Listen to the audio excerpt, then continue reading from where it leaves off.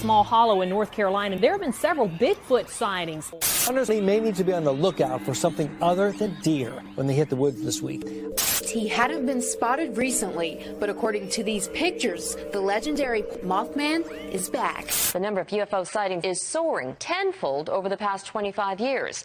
Now, she's not talking about people. She is talking about ghosts hanging around what some say is a real-life haunted house.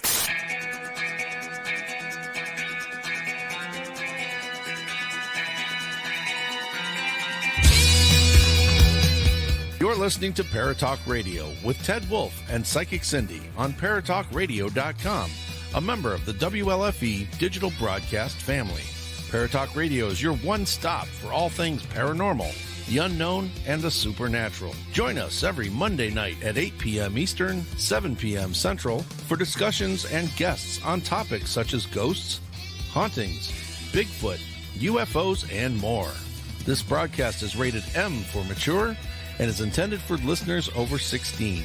The topics, views, and opinions expressed on our show may not necessarily reflect the views or opinions of Paratalk Radio, our hosts, or our sponsors. Now, live from J-Wolf Production Studio in Ontario, New York, here are your hosts, Ted and Cindy.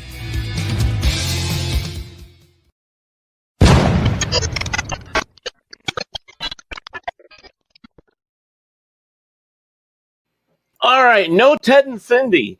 No Ted and Cindy, but I have Jenna Grover here with me tonight, taking Cindy's place. Yes. Yeah, so I'm what's your happy part? to be here, by the way. What's your special part that you're supposed to do for Cindy tonight? Was I supposed to? Yeah. I told you we were in the back room. Oh my gosh. I Hi, forgot already. everybody. Remember? Oh, hey, everybody. I'm Jenna Grover.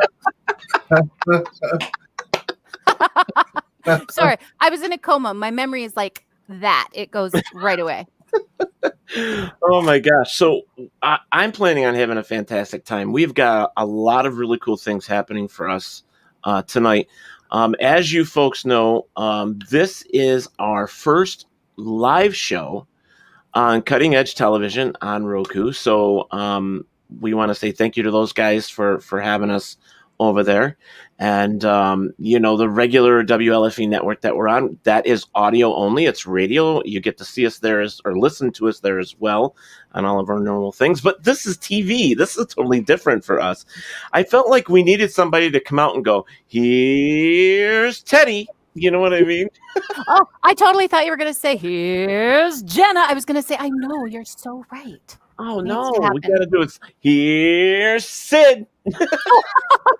I guess he is the guest tonight. I'll let him have it.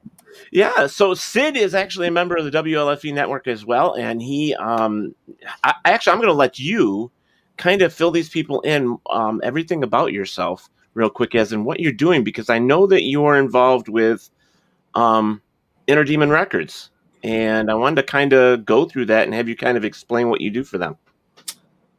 Inner Demon Records is a record label that I run.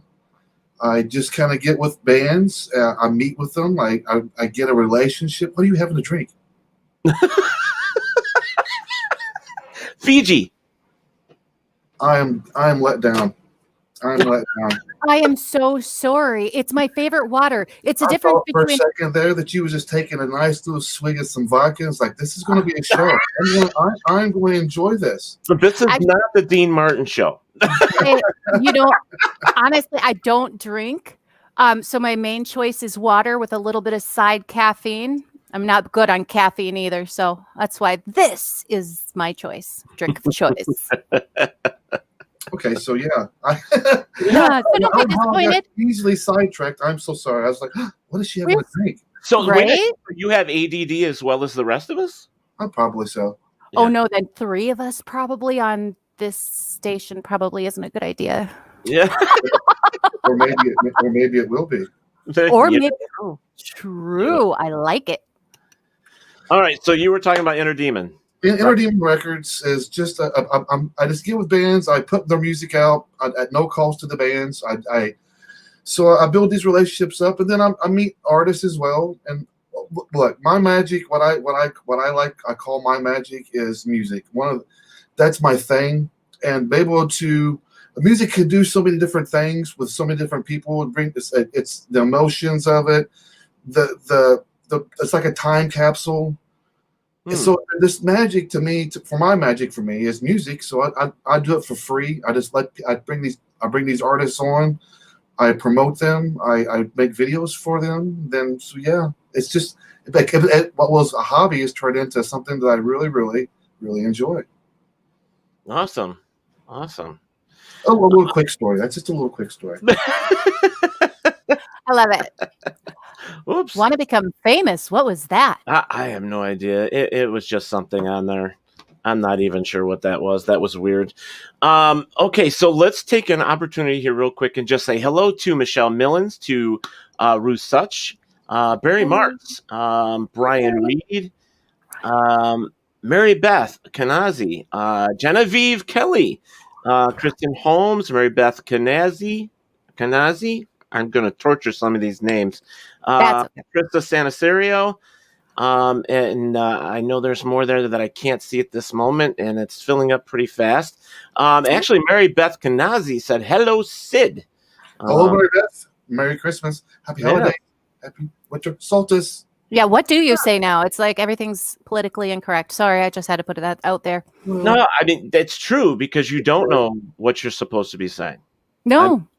I put out, in fact, for one of the banners that I did for the show, I just put out there Merry Christmas, Happy Winter Solstice, and Happy Yule, because I probably could have put, what is it, Happy Kwanzaa and all that other stuff. I just didn't. I just put the ones that I know.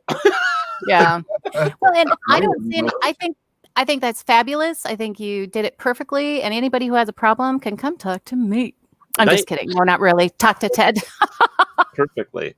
Holly Odell is also joining us now. So what were you pointing at, Sid? Her. Said, I want to come talk to her. Oh, no. Yeah. No. Look at that. I can point to you guys. Well, we can too, kind of like the Hollywood Squares, but it's a little weird. Wouldn't it be fun to do an episode on Hollywood Squares? It would be amazing, I think. So should we take this moment to ask the audience if they enjoy the background to the show tonight? Oh, sure. We can do that. What do you guys think about this amazing background that Ted picked tonight?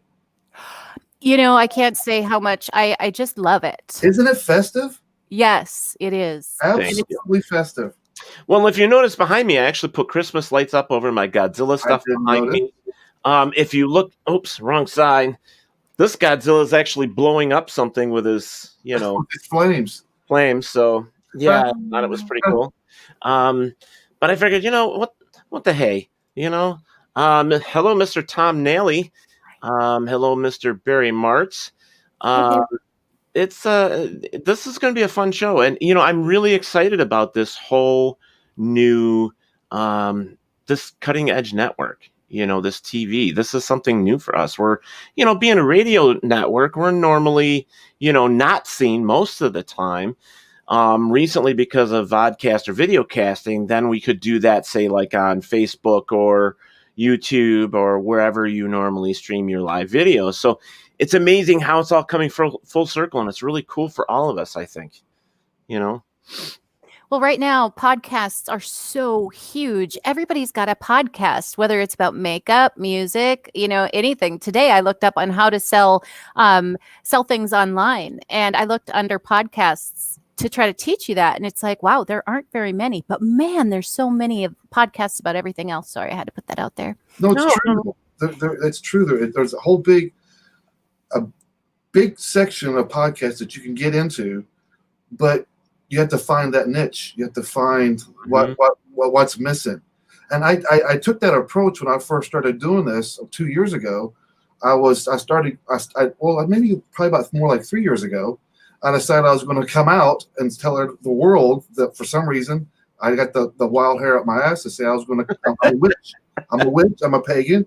And I went public with it. And so I started researching, and I started looking for podcasts, pagan witchy podcasts. Mm-hmm. And you couldn't hardly find any. I found a few. There was 3 Pagans and a Cat. Down at the Crossroads was another good one. And then there was Under the Moonlight. There's another podcast. So there was a few, but there was a lot of talk, and you was hearing a lot of the same thing. Right. During like a certain Sabbath, all these podcasts would be talking about that one Sabbath, and so there was not a lot of diversity in them. So I was like, I'm going to start one. I'm just gonna try it, and I fucking started the Witches Hour. Well, good for There you go. you. You know, it always takes someone to take that step and start. You know, everybody said, "Oh, I was going to do that," but you know what? You didn't. You didn't do it. So it always takes that person like you to get out there and start something that isn't huge and make it huge. Well, what I was doing was I was interviewing people, witches, all around the world. I would bring them onto the podcast. I would interview them, talk with them, and then during this podcast, I started experimenting more with it, and then I started adding music, mainstream music, to the podcast itself. So I would take like little breaks, and I would put in some Five Finger Death Punch or some Motley Crue during the interview, and next thing you know, it just started taking off, and that's technically where I got my start. How I started doing all this. Oh wow, That's cool. can I ask one more question? I'm just No. That's what you're here for. Oh, good. Well, I was going to ask you, oh no, I forgot what I was going to ask. See what you do to me, you guys? No, I was actually going to ask you about what your show is based and how you get the people that you are having on your show. I've been really. It's not like a small question. That's like huge. There's like a lot of links to this. You know, there is a lot. There's a lot of pieces to this story. Welcome to my mind. When I first started about 2.5 years ago, 3 years ago, I started in the pagan community, and I was, one of the few male witches that came out in public like I did. And when I came out, I came like all out. I gave it like, okay, here I am. This is what I'm doing. And then I started putting myself out there, and it just started taking off from there. And I started doing a little bit of YouTubing. I started gathering up a cast. We called it Heathen TV, and we started doing YouTube videos. And we had like, I'd say we probably had about 5 or 6 shows, all the way from Sunday School with Satan to Heathen Celebrations. It was. We had Walking with Ancestors with Sean Black. He was a shaman heathen healer. He had his own show. So I mean, we had like this huge cast, and like it took off really fast. But with anything that takes off really fast, it can come crashing down really fast. Right. So when it did that, which I'm not going to get into all the story, but it came crashing down. I was like, okay, what am I going to do? What's the next natural progression for Sid to do? Because I was ready to walk away from it all. So I just sat around and started thinking. I was like, you know what? I have this passion for music, and I love communicating with people. I love connecting with people. That energy exchange that you get between meeting someone new and you're listening to their music, or whether you're meeting them for the first time, that first hello, that energy exchange for me is what I enjoy doing. So I was like, you know what? I love music. I'm just going to put myself, I just changed my whole direction, 360. I left the pagan community and I went straight over to the music area community. And then from there, I started mixing my pagan belief with mainstream music, and you start meeting these people, and yes, you're right, Jenna. The two are the same. A lot of people don't realize it, but the two are the same. People don't realize that when it comes to music, that there's no religious boundaries to that. It's all about energy exchange, the emotions, the things that you're strumming up in your core. Because at the end of the day, there's no really certain belief. When at the end of the day, you're the magic. At the end of the day, you're the one that's creating all this magic, not the books, not the titles, not the labels, but you. Right.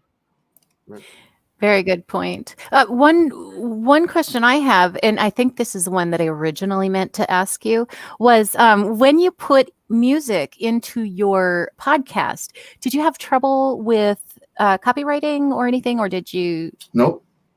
Really? Well, so this was free music you were using? I work well. You tend, when you do podcasts on your own, you're publishing on your own. So I didn't, when I started this, I didn't put nothing on Apple. I didn't put nothing on like iTunes. Only thing I had going was I had Google Play, and I was using Podbean. Oh, okay. So, but I was promoting myself. I didn't feel like I needed like the outlets of iHeartRadio or the outlets of Apple or iTunes, or I didn't feel like I needed it. I felt like I could do the promoting myself. I'm my own brand, so I knew who I am. I knew what I represent. So why do I need another? So yeah, it went from in 3 months from 0 subscribers to like 2,000. Wow! Congratulations, that's Yeah, great. amazing. Yeah. I don't do it anymore. You what? I don't do it anymore. Oh. No. You got me all excited. Now you drop me down. I'm kidding. It's evolution. You're constantly wanting to grow. Right. Witch's Hour was my first stepping stone. It got my feet wet. It was a lot of lessons to be learned with that show when I did that show and when I first started. So I took those lessons and moved right on to the mainstream community. But like I have a group on Facebook called The Sacred Gates, and it's heavy in religious beliefs. There's a lot of witches. There's a lot of Christian witches. But then there's a mix. There's a mix of musicians. There's people in the group that's mainstream, and before you know it, they start realizing that these two are exactly the same thing. That's okay. wild. Can I ask you exactly? I'm Christian, and I have never heard of a Christian witch. Oh, yeah. Now, what do you think?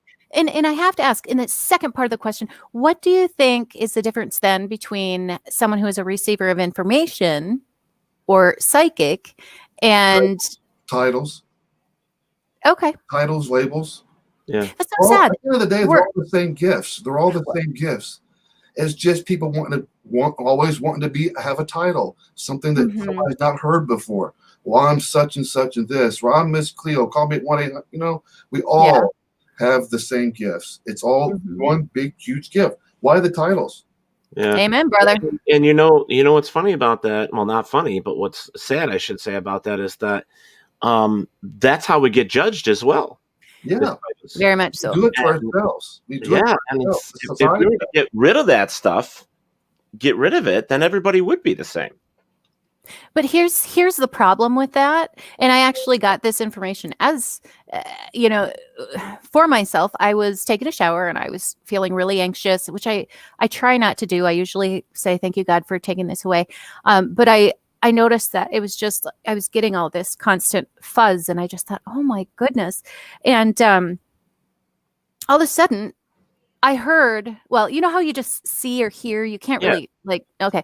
So I heard them say, you are not your worst enemy. You are your greatest ally. And I think that was such an important message that they gave me, because I stopped right there. I thought, what am I doing? You're right. And they showed me a picture of me with pom-poms, which I used to be I used to be a cheerleader. So when I saw that, I was like, oh my gosh, you know my language, peeps. I can see you doing rah, rah, rah, rah, rah. I found I was good.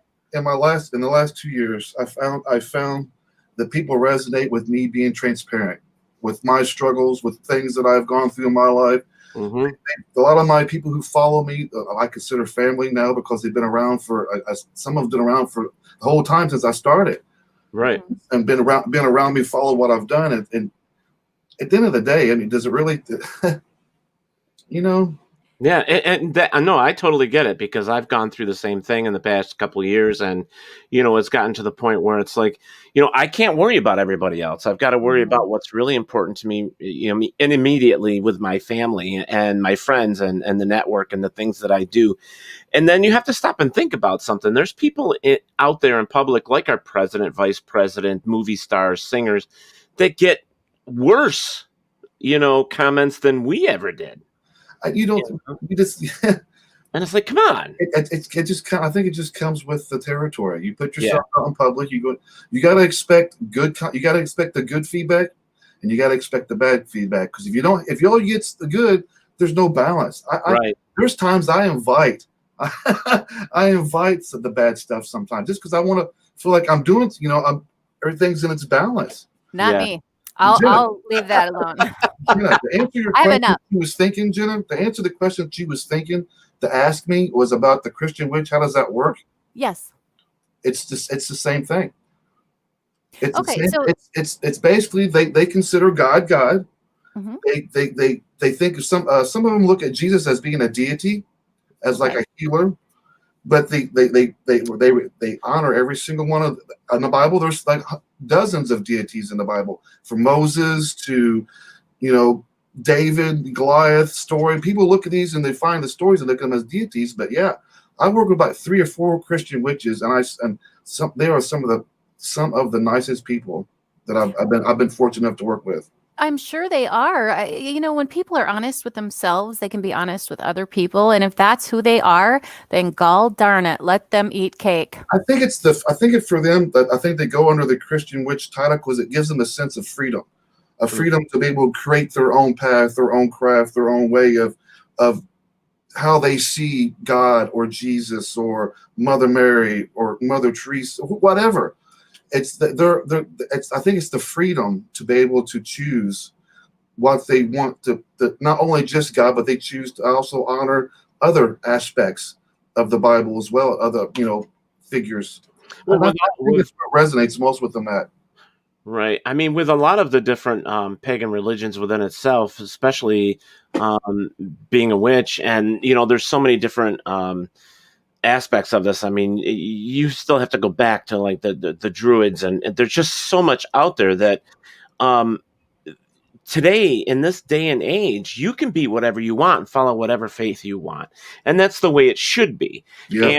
And I know witches that do have Christian gods that they follow, and I also know some other witches that do not. But I think what it comes down to is what they're comfortable with and what they believe. I mean, I think it all comes down to belief. It comes down to what makes them feel, freedom to believe in whatever they want to believe in. And that's why, that's why I take the pagan title like I do. I think when I this is my opinion and my opinion only, and this is nothing just for anybody else to get upset about, but I think of pagan as a big umbrella for all religions, whether it's Christianity, whether it's Greenwich. You're not wrong. I think it's just because it's just a freedom to believe in whatever you want to believe in. I like that. I think that's awesome. I really do. And you look up the description of pagan, isn't it? People of the earth. Yep. So, that's where we are. So what we're going to do is we're going to switch topics here because I want to go. Well, let me real first just say hi to Howie Odell, and every time I see his comment, I want to think it's like Howie Mandel. I always see that when what I mean. It's like your eyes play tricks on you when you see their name. So Tom Nailey says hello, Ted, Jenna, and Sid. How are you all? Thank you for asking, Tom. Thank you so much. Merry Christmas to you, brother. Howie Odell actually put up when we were talking about the Hollywood Squares. He said, "How about Para Squares? That's a great idea to get listeners involved and have 5 hosts, and the 5th be the host, the regular host. So you're going to have 5 people." So 4 actual, and then 1 kind of like the host. And the questions can be on paranormal, supernatural, and spiritual. I think that's kind of a fun thing. I mean, we did, what was it, like a Family Feud type game here before. So with people, which was a lot of fun. So that might be fun as well. Hello to Kevin Shirley. Hello, and happy Yule to yourself. Thank you so much. Mary Beth Kanazi says, there's a community of witches to be themselves. They should be. Bradley Monks also says hello from Canada. From Hi, Canada. Paranormal Expedition. That's cool. Thank you so much. And I know we have a couple others. One from Rochester. We want to say hello to Rochester, New York as well, since they're in here. Thank you so much for joining us. I want to kind of change the subject a little bit, and since Paratalk Radio for the past 5 years has always talked about everything supernatural, the unknown, the paranormal, horror, pagan. It doesn't matter what it is. We talk about everything that nobody else wants to talk about, And 5 years ago when I started this little show, Sid, and I'm pretty sure that Jenna's going to understand this as well, you get some feedback that you don't care for. And that's because you can't make everybody happy. And that's when you pretty much have to say, you know what? It's now, 2020. It's going to be 2021. The world has evolved. We are going to be who we are and deal with it, I guess, for the most part. But, the best thing about this is it's sort of like the old thing. And now that we're like on a TV network thing right now through Roku, it's like turn the channel, flip the remote, hit a different channel if you don't want to hear what we have to say, because, we're not here just for one person. We're here for all those people that we can reach and entertain and help and so on and so forth down the road. I spent probably 15 hours in the past 4 days watching the old Dean Martin celebrity roast. And I'm telling you, even though, I was born in the late 60s and, his roasts were like late 60s, early 70s, I was just an infant. It was so amazing to go back and listen to some of that stuff and see the humor that they had. And then some of the TV shows I've never heard of, but, it was still great. And it made me think, we are here to entertain. We are here to give information that someone else might be having questions about, especially in the paranormal, Very much. or unknown, supernatural, however you want to put it. So I sort of want to do is I want to sort of go back and talk with Sid some more and find out, so what is your belief? We obviously now know because of the first, 20 minutes of the show that you're pagan, but beliefs, actual beliefs, do you believe like in the supernatural and the unknown and UFOs and all that stuff? Yeah. Yeah. That was the best answer I could have ever heard. Yeah. Why are you asking me this? No, it's making. Look, to say that we're the only kind of humanoid species in this universe galaxy is absurd. There's no way that to say we're the only kind of race in this universe. So I'm not gonna rule that out. So I'm saying there is life on other planets. Maybe not the solar system, but maybe another one. Maybe in another Milky Way somewhere else. Maybe there's like one surviving planet people can live on, that whatever. But yeah, there's I don't think that we're the only ones. Paranormal, absolutely. I do a little bit dabble with that myself. So that's so yeah, I know from experience that that's real. But when I was younger, I was part of exorcisms. Wow. I got to experience some of that going in a Pentecostal church. So I was about 11, 12 years old when I first seen my first exorcism that they did in the church. So that was a experience. I bet. I've never seen one live. I've known people that have been involved, and it's just like, even though I've been in the paranormal field for going on 36 years, there's just certain things within this field that I'm not interested in. And one of them is exorcism. I don't know how I would react. I'm afraid how I would react. Well, being 12, I was probably 12, 13 years old. I get that. I've probably seen about 5 or 6, I think. And what was odd, what was strange at the time, this was in the early 80s, middle 80s, maybe early 90s as well. The pastor was a female. So back then, that was kind of unheard of. It was male pastors, not very many female pastors at all. So she was unique, and I have my mixed feelings about exorcisms now.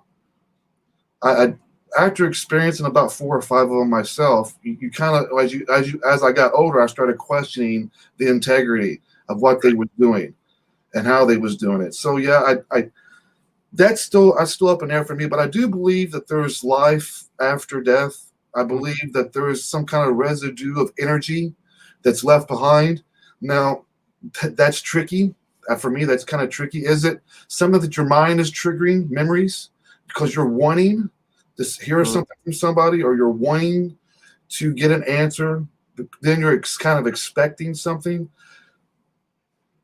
And that becomes tricky. So I do believe there's life after death, and I do believe that there is a residue of energy that's left behind.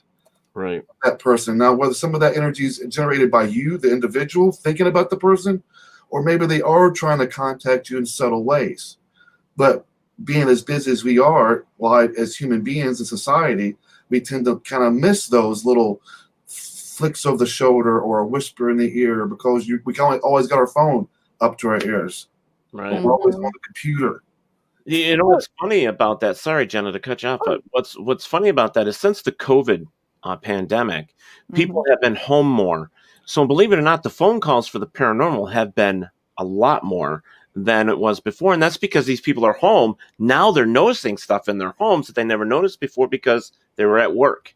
And so now, and I get calls that are like, this is happening in my home. I have never seen this before.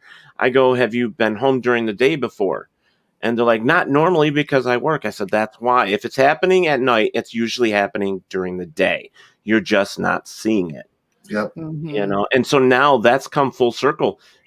More people during the day are home because of COVID. So they're seeing it and they recognize it. And it's amazing, the phone calls and the emails and all that stuff. And, depending on your belief, you handle it your own way. But I wanted to throw that in there, that it's amazing, Well, you were going to say something.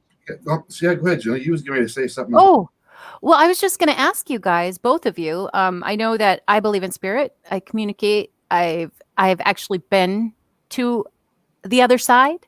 So personally, I know that there is a place. It's different from a lot of people, but it's similar at the same time. So I just wanted to mention that it is. I mean, there is. But I did want to ask you guys, knowing what we know, being able to realize that ghost spirit is real, that we do go somewhere else. Are you guys, personally, I don't even watch the ghost hunter shows anymore because I'm kind of biased. When you understand how spirit works and you've communicated with them, I guess it just feels like you're kind of biased and it's just more of an entertainment on television than reality. Entertainment on television, of course. Yeah, that's definitely it's not every day that you're going to, every investigation you go on, you're going to see something. You can go through 100 investigations and never ever pick up a single, not even a trace of a voice. Right. It's usually most of the times is when you least expect it. It's when you get those little messages, and that's when and it's hard to. I've been working a lot with my mediumship as well, because I get talked to by sometimes several different spirits wanting to communicate, and I've done a few lives where I've done card readings, and next thing I know, I've got somebody talking in my ear saying, look, I want you to talk to this person right there. I got a message for that certain person right there. I want you to talk. And they'll keep doing that and keep doing it until I finally acknowledge it. I'm like, all right, you're going to make me pull my hair out. Just and know that if you did not go to them, they would send them over to you. I'm just saying, because it's happened to me before where I've gotten a message and I didn't know who it would belong to. And they wanted me to stand up in front of an audience of like 100. And it wasn't my audience. And I was like, no, I'm not going to. Well, it turned out that I was able to, that this gal had kept coming to me. And so finally she got the message. It was for her.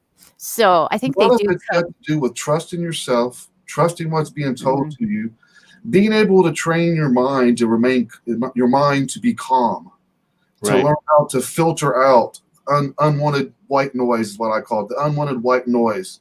And that's where I've kind of gotten better at it. It's with anything though, you got to keep practicing at it, because they're always giving you a different message. Sometimes it's not a whisper. Sometimes you got to learn how to like settle your life down and learn how just to sit down and just take a few 15, 20 deep breaths and just relax. And just listen. Let me throw something. Like normally with Cindy being here, and Cindy is actually not able to be with us tonight, who is normally my co-host, because she is actually partaking in the winter solstice celebration tonight. That's why she couldn't be here. But she makes a common statement on Paratalk Radio that she believes that every person on this planet has abilities, and it's just being able to get into them and making them work for you. And, I can't say she's wrong. I mean, there are so many things within the paranormal. And folks, I'm going to say this as a generalization, that the paranormal means a lot of things. It's not just being psychic. It's not just UFOs. It's not just ghosts or Bigfoot or anything like that. It covers everything in the unknown bracket. In fact, when I started 36 years ago, it was actually called the unknown or the supernatural. So back then, there was no paranormal word being used. So, but as of right now, with all of the stuff that we're seeing and hearing, I don't know about you guys, but there are more psychic mediums today than ever before in the world. And everybody's claiming to be one.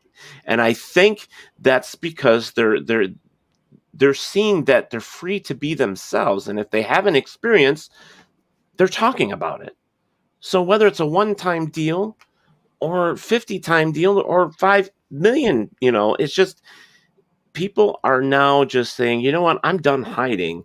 And if I'm a psychic medium, if I'm getting messages from beyond, then I'm going to give the message, whether somebody likes it or not. And there's so many people out there gifted with that as well. It's funny how the universe works. You can see the most handicapped person in the world, that can't walk, can't talk. Only thing that they can do is the only thing that functions with them is their mind and their fingers hitting the piano. Mm-hmm. And next thing they know, they turn into this genius behind the keyboard. We all have our gifts. It's just taking that moment to recognize what they are. Well, Sid, not only recognition, I liked what you said earlier when you said that you have to trust yourself. And this is why I think more people are accepting their abilities. And maybe that's why there's so many psychics, because Right. I think that people are finally hearing and they're believing that this is real. They want to hear. I guarantee you well, not everybody, but a lot of people want to hear. I could name a few that said no, but I love it. I love it. Yeah, we're in a society now that we are becoming more accepted of. I'm telling you, folks, I'm sorry. This hat's like really warm. No sweating on the show. Yeah, Yeah, the thing is, I had to put a baseball cap on. I didn't want to blind you guys, the shine off the top of my head. We're really a society that really, honestly, everything's becoming more accepted. Yes. Back in the 90s and 80s, you would there was no way that you can get away with saying that I'm a witch or I'm a psychic or I'm this or I'm that. There's no way, because just the way, and it's funny how human beings work. It really is. They try to find the flaws and everything instead of looking on the brighter side of gray. Instead of looking on the brighter side of gray, gray's it's in the middle, but let's look at the brighter side of it. Sometimes staying in that darker side, that gray side, gives you appreciation when those lighter side things come. People just tend to focus on the bad or the negatives just so much that they forget how to be happy. And I think today that's the way it is because of COVID. I mean, you sit in your home all this time and you just feel like you're trapped and you can't go anywhere. I mean, I just heard tonight that there is more. That's weird. I just lost myself. I can't hear myself. That you guys can hear me, right? Yep. Oh, okay. All right, good. That now there's a new strain of COVID-19 overseas, a stronger one now. So now we have two strains, and now there's even more fear on top of it. They were showing pictures of people just going nuts. And so all this negative stuff, and now if we're going to talk energy, all this negative stuff is floating around out there, and it's just passing on from one to another and floating around and so on and so forth. So it affects all of us. It's up to us to decide what we're going to do. To change that, yes. Well, and I love what you're saying, because if 50% of the people out there, 50%, that's half. If 50% would walk into a store and see someone upset, especially like the cashiers, they have such a hard time. They just get, and they need that energy. They need that positivity. If 50% of us just shared our positive energy, you don't even have to say anything. You just share it. Kindness. If you're sitting in line in a gas station and you see somebody behind you and they got a cup of coffee and a donut, just, hey, I'm going to buy that cup of coffee and donut for you, buddy. Yeah. I've never done that. I get a little nervous with men. I have. Let me buy you some. Being a woman, I could understand. There's, but yeah. We're in a time right now that people are going to be, like you said, we're in this COVID era. We're in a time where people are having to look at themselves, not just I'm going into the mirror, brushing my hair, doing my makeup, and I'm going off to work. Now they're having to really look at themselves. Right. A lot of people, and it's hard for a lot of people to actually, because now you have the time. Life is not busy. Life is now slow. Now you have all this time where these things start popping up that you kind of forgot because your life was so busy. Whatever that may be, trauma, maybe traumatic, something traumatic happened in your life, and your busy life is kind of erased it, blocked it for a minute, and now that you have this COVID, break, a lot of people are starting to see themselves. Now it's up to them. What are they going to do about it? Are they going to look in the mirror and say, "Oh, fuck, here we go"? Bleep. Like, what? Little late there, Teddy. I've always tell everybody, it's how you feel about yourself is going to directly reflect on how you feel about other people. If you're not kind to yourself, then you're not going to be kind to anybody else. Right. If you're going to sit there and blame the world for all of its problems, yes, it's not the world's problems; they're your problems. Yep. You can either choose to be around the issue, or you can leave, or have it just not be part of. You have the choice, people. If you are experiencing negativity and it hurts you all the time, you have a choice to get out of that situation. Yeah. I'm just saying, and I know it's hard, but there's a lot of people that can't. There's something that I've always tried to keep in mind and tell other people that are having a bad day, and I will go back just a hair on what we were talking about. It's so easy to see somebody at the supermarket when you go in there and you're standing in line and they turn around or whatever. How hard is it to smile? Because that smile could change their whole mood for just a moment, but I look at life a certain way. And so if you had a bowl of water and you dropped a drop in there, it's going to have all these ripples, right? Well, think about yourself being that drop in there. And you're creating those ripples, and those ripples are, touching everybody else like rain. It's like rain in a pond. It's like you have to understand that you can change how you're affecting others, just like they can. So you're also affecting yourself. Make a change. If you're really that uncomfortable, that sad, that unhappy, that miserable, change it. Find a way to change it. Nobody's going to be there to pick you back up. Nobody's going to be there to grab your hand. Nope. Whoever did you wrong is not going to tell you they're sorry. Yeah. Yeah. The only one that's going to be there is you. Yeah. We're the only ones that can take care of ourselves. And we can't take care of anybody else until we are able to care for ourselves. It's not fair to people. They say they're in love, and it's like, well, if you don't love yourself, is it truly true love? They say that you can't love another person until you've loved yourself. But I do have a funny, you guys. So, all right, cool. And I know it's live, and I'm sorry, guys, but this is actually funny. So I get really hot because of the lights and everything in my house, and I have to turn off the air conditioning because of the noise. And so they're just like the gel packs, and I put them back behind my bag. And tonight I had the great idea to stuff it like in my jeans so it would cool my stomach off. And I thought, oh my gosh. Wait a second. So you're telling not like my hoo-hoo, but I'm talking about just my stomach. So yeah, I mean just like the upper stomach, and you just they're a pair of high-waisted jeans. And so I put them just in the stomach area, and I thought about it. I just realized I was like, oh, and I had I stood up and walked away, and I really hope you didn't see this was in there like this. And so if you see that, there is no bulge. It's sorry guys, I was so embarrassed. I thought, oh my gosh, if anybody sees that, they're gonna think that is great. Well, I don't know how great it is. Everybody knows now. But speaking of, now that the secret's out, that's the great part. Yeah. Yeah. So let's take this to another avenue. So Sid, I don't know if you know this about Miss Jenna Grover, but she is actually a Bigfoot researcher. I am. Nice. Mm-hmm. So I think it's time we interview her. Back and forth, we all can ask questions. Sure. So I know that we were talking about what Sid believes, but I'm wondering, do you believe in Bigfoot as well, Sid? Well, touchy subject, right? I mean, it's one of that's those tough. That's tough because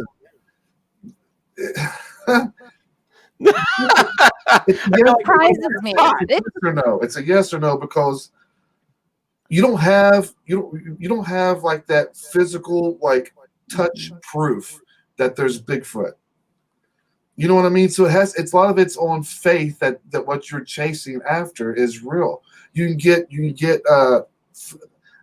I would say yeah, there probably is something. There is something, yeah, like a Bigfoot, I would say. I mean, yeah. Well, it kind of goes back to your answer about UFOs and aliens. To think that we're the only intelligent life form, because especially our own planet. Now, folks, if you watch the Planet Channel or Animal Channel or anything like that, you know that they're discovering new critters every day. Bottom of the ocean, tallest, mountain, whatever. Monkeys, flat-nosed monkeys. Yes. I mean, so here is my thought, because I am a paranormal investigator. I have been approached about that in so many different times and ways. And what I simply tell them is this when it comes to Bigfoot. I would like to believe that Bigfoot is real. Yeah. But until we have proof, I'm leaving it as, quote unquote, I would like to believe that it's real. Anything's possible. Exactly. That is true. That is true. And actually, I'm a lot like you guys. I used to feel the same exact way. In fact, I was the skeptic on the team. I still, like I tell people, I will never be 100% sure because there's always a different way people are seeing it, right? So for Bigfoot, I was a skeptic. Then I moved to about 50-50. Then I moved about 80, like 99. Now I'm at about 99%. And that's the highest I think I will ever go. Have you had, so apparently you've had an experience. Well, we go out, we've got stuff. And by the way, it's called She Squatchers. Yes. And yeah, you can go on Facebook, She Squatchers Official. And but anyway, yeah, we've gotten a lot of great stuff. And I know you guys you want to believe, and that's true. We all want to believe, but you're right, Sid. It's taking faith in other people's research. And you're giving your faith that it's right. But to be honest with you, being a researcher, we're finding hair that it still hasn't been tested because it's really, really expensive, and we gave it to a friend. Is it? This is going to. I'm just going to throw it out here. Okay. So, would you consider Bigfoot a race? Personally, and us three have different opinions. There's three of us on the team. My opinion is more of a flesh and blood creature, or not creature, being, because I believe that just like us. Is it an animal? Well, I guess what I'm trying to get at, because it stands like a human. They're about 7 feet tall, give or take, right? That's at a small. It depends on if they're young, if they're middle age, if they're they communicate similar to us. With what I've heard, they're yelling, they're communicating. So they communicate sort of like us, their tones and stuff like that. So I would consider them more of a humanoid being, correct? Yeah. Well, that's what I think. I don't. Like a lot of people, the gorilla family type, or something like that, right? Or somewhere in that evolution. I honestly think that Bigfoot has been around a heck of a lot longer than we have. I would think that too. If I have to believe, or I want to believe, I would think that they've been here a long time. So is it an extinct race? I don't think it's an extinct race. I think there's plenty out there, but they're just really good at keeping to themselves. Would you want to go hang out with humans? We're the worst. I mean, you've got people, taking guns and killing everything. This is what they're seeing. You know what I mean? So why would they want to? Would they understand that? Would they understand what's even going on since they're so isolated in all these heavy wooded areas? How could they even experience any of what we do? Well, I think as I research and as time goes by, it sounds like they're starting to get more and more into small towns, things like that coming in. And I don't know if that's because of the food. I don't know. Going more out towards them. Yeah. But I believe that they are in small groups and they're randomly, they live in random. Yeah, that's exactly the word I was trying to think. I couldn't think of it. But yeah, that's exactly what I wanted to say is I believe that they're similar to a tribe of intelligent beings that they can't, and this is what I found out, they can't pronounce a certain vowel. It's all by tones. Primitive. Well, I can't say if it's primitive or not because I don't know that. But I know that I have heard some chatter online that is amazing. They have done some studies where they've actually tested vocals that they couldn't identify, yet they had said that it sounded similar to a gorilla. So, but it wasn't, and here these scientists are going, I don't know what this is. We can't say it. We can't say for sure if it was gorilla. There's human DNA. There's, so it could be anything. That's my ultimate goal is to basically find Bigfoot, trust and learn from. Let me throw in a couple things here. So first, I'm going to ask you a question. So the belief, and I can follow through with this, is like because the human race is being, we're overpopulated in so many areas. So basically, it's like what we're doing to the animals. We're populating so much and putting our homes and cutting down things that Bigfoot's actually being seen more because of that reason. We're kind of taking over all the territory, so maybe he's like the rest of the animals out there and he's being seen more. The second thing is, I've tried to keep up with all the Bigfoot information as well, and I've heard on several occasions that when someone finds hair for DNA samples, they turn it in. They have nothing to put it against. To say, it's not wolf, it's not bear. They don't know what it is. Well, so they have these hairs, and it doesn't compare to anything else on the DNA scale.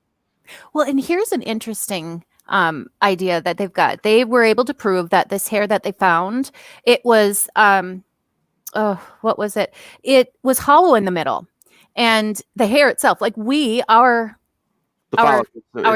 follicles in our hair, it's not like that. So a lot of people have said they're wondering if that's kind of how they get away with making themselves disappear or, just disappear. Like the camouflage. Camouflage, thank you. Another word.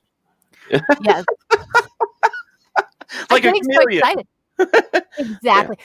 But I honestly, I think that and I know it's not my interview. I'm so sorry, but I really do think. Oh, this is great. This is great. This is what I wanted you to do. So don't apologize. Please don't apologize. But I'm gonna interrupt you for a second because Brian T. Reed actually says, and I believe this is him for Bigfoot. He believes that they're aliens.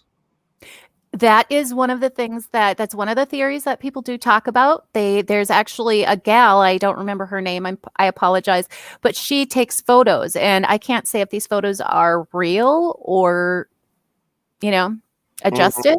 But it was, one second, I just want to answer his question. It was a picture of Bigfoot walking onto a ship. So I know. So I can't say if this is real or not, but she says that she claimed, and this was at an event a few years ago, she claimed that, and I don't, like I said, I'm not judging because I don't know, but she said that that had happened, and she just started taking photos, and it was near her home, and wow, why I know. So, go on a ship. I would, dang it. He was going on ride the wave. Ride the wave, Bigfoot. Ride the wave. Getting on a ship, huh? Yeah. So what were you going to say? Sid, you were going to say something there.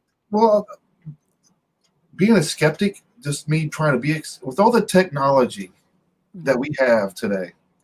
Why hasn't anybody, let's say, spent the money and let's end the whole 50 years or so of this whole Bigfoot? Is it real? Is it not real? Why hasn't nobody spent a good chunk of money and say, let's just get this over with? And with the technology we have, why haven't nobody has not done this yet? I don't, we can zoom in and pinpoint right into somebody, like right to their face with cameras. Mm-hmm. Why haven't we not? How come we've not done this yet? Well, to be honest with you, said they have. They have been doing that. Yeah, they have been doing that. They have been using the satellites. They have been using drones. Infrared. They have been doing this. In fact, some of the most interesting videos that they've captured these days. And it's really hard to see some of the stuff because it's not like on YouTube. Some of these people that really research the phenomenon of Bigfoot, they keep that stuff and they only show it to scientists or biologists and stuff like that. I think it's going to be like the way the whole UFO thing has happened. I think it's going to sit like stagnant for a little bit, that it's just going to be in this inner circle, and then eventually things are going to come out. But like what you're saying, Sid, there's plenty of us sitting here going, I just want to know if the damn thing is real or not.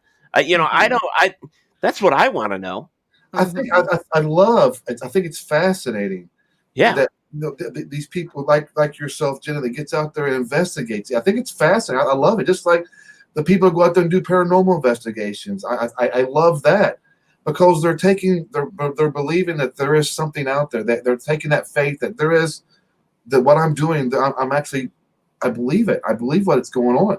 I have to say that we're the only. I mean, we got gorillas, we got human. For me to say there's no Bigfoot, there's no Sasquatch, I can't say that there's not. I can't say there is. That's like I said. I'd like to believe. Yeah. I mean, look at there was, I don't remember, it was in the 70s, and Jenna may know this, that over in Russia where those 10 students disappeared, and it looked like the Yeti came through and tore these people up, and they left you with, they gave you all the details and all the information. They said, here, you decide, and I see that would sound like something a Bigfoot would do. Now, is the Yeti bigger than Bigfoot, Jenna? I mean, I'm sorry to interrupt, but isn't the Yeti supposed to be larger than Bigfoot? Well, they're in two different places, and Bigfoot, it's not just one name. It's, Bigfoot is not necessarily Yeti. It's every area seems to have their own name for him, whether it's wood booger, which I think is funny. I love wood booger. And, so there's really a lot of fun names. But yeah, I'm pretty sure, and they're white, of course. Mm-hmm. I mean, I'm obviously not an expert, but and I've never been there. But I hear that they are white to match the snow, so they can go ahead and hide themselves when they need to. That's the kind of camouflage I'm looking into right now. That's actually what I'm doing. Nice. Mm-hmm. But I don't think I would want. I mean, you're saying the wood booger, right? Is that what you're saying, wood booger? Yeah. I think that's awesome, but this whole skunk ape thing. I mean, do you really want? I don't want a skunk ape around me. I mean, I got skunk cabbage down back, and I'll tell you that smells terrible as it is. I don't want the skunk ape on top of it all. But that's just crazy. So, you muted yourself. You must have seen me going, No, I'm just so glad you guys are interested in looking at this. And I was going to tell you, Sid, you should go out to our website and or on YouTube, check out some of our videos, because there is a video we caught a Bigfoot, but it's on a thermal, so it's really hard to see. And unfortunately, we had a brand new machine that nobody knew how to run, and Tammy's seen it. Yeah, it always happens like that. Yeah. But yeah. Well, I think that a Bigfoot plays a lot along with a lot of the mythical creatures that people are talking about nowadays too. Do you believe in them? Do I? Yeah,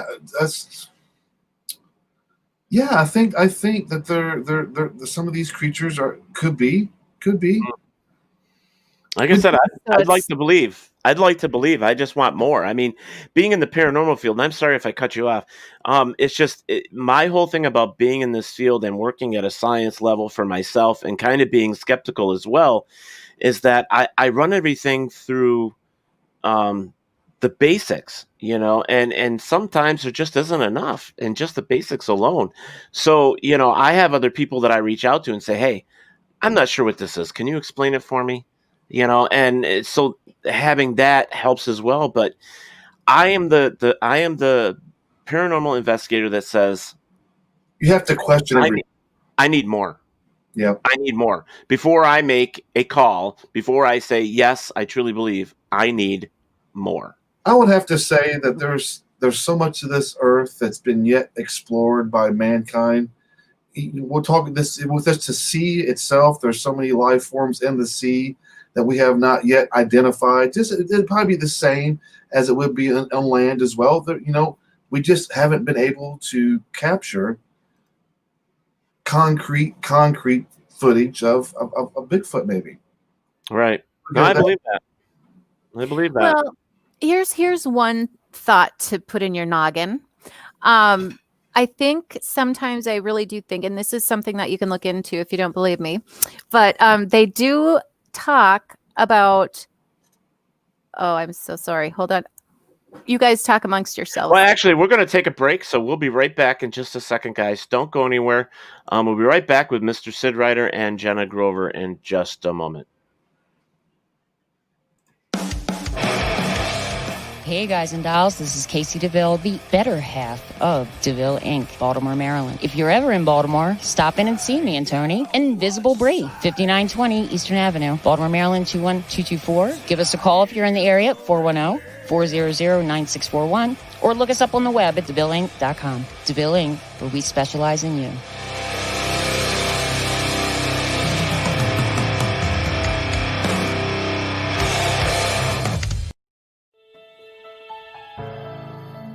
Hi, I'm Jenna Grover. In the world of fashion, we get lost in the cost.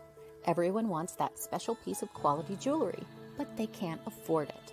Not on my watch. I sell handmade quality jewelry for a fraction of the price, and that includes jewelry made of sea glass, natural stone, crystal beads, glass beads, Bigfoot jewelry, and more. If you don't see what you want, email me, because I make custom jewelry too. Check out my website at gbythesea.com. Also, you can email me at jewelry@gbythesea.com.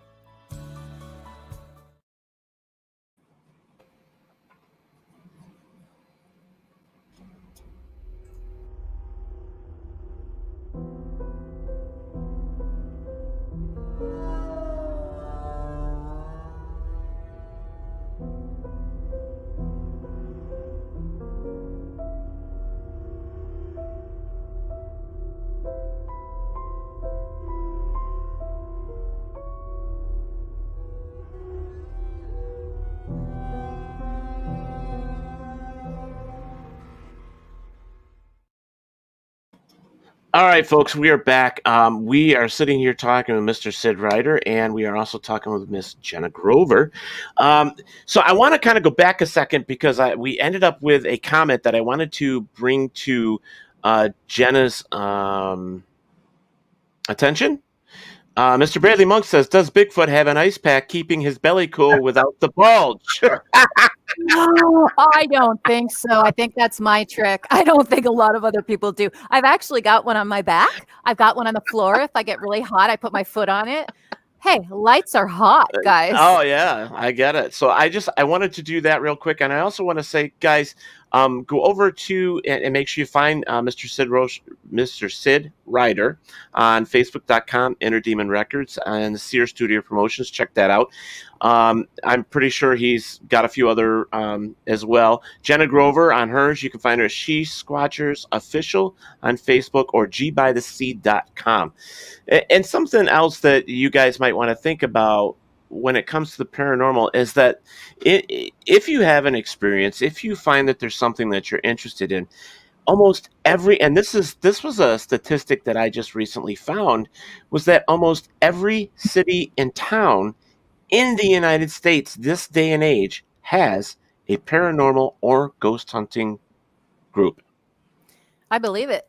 Oh yeah, I believe it too. Every single one, which is amazing because it has it. Oh my God! I mean, back in like TV really blew that up.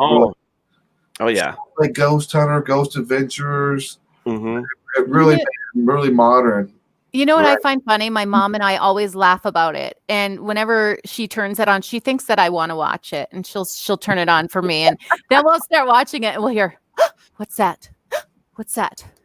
What's that? So we're constantly walking around the house going, what's that? Oh, Lord.